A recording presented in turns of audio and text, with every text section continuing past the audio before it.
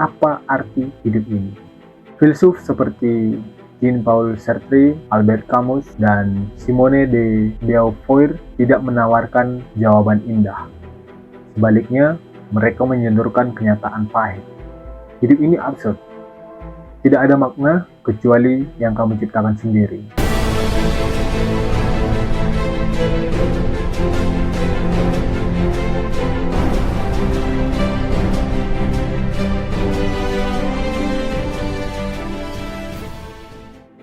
Eksistensialisme, hidup, pilihan, dan keberanian menjadi diri sendiri.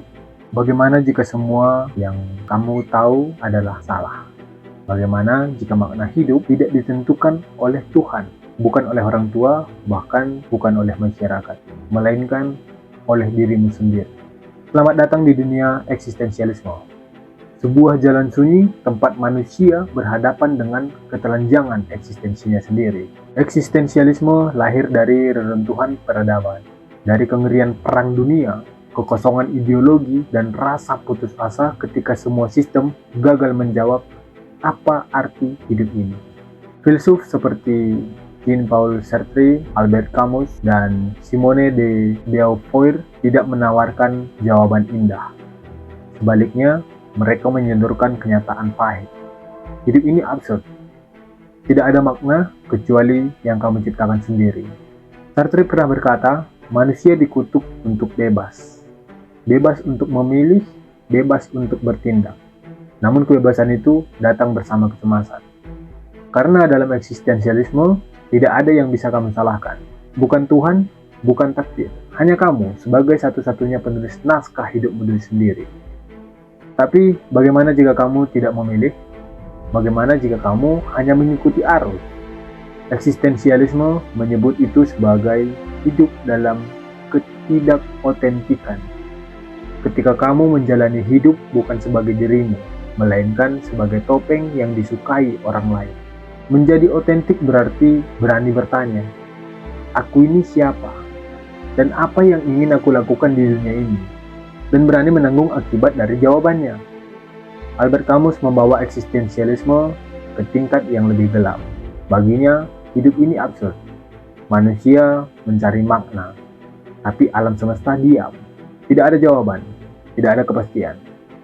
Lalu Camus bertanya, kalau hidup ini absurd, haruskah kita bunuh diri? Dan jawabannya mengejutkan. Tidak, kita harus memberontak.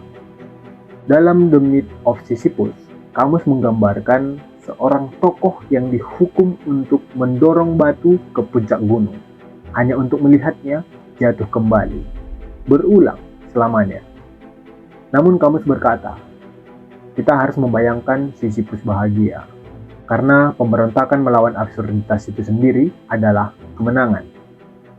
Simone de Beauvoir, filsuf perempuan eksistensialis, membuka jalur pemikiran bahwa keberanian menjadi diri sendiri juga berarti melawan peran yang dipaksakan oleh budaya dan sejarah. Dia berkata, kita tidak dilahirkan sebagai perempuan. Kita menjadi perempuan.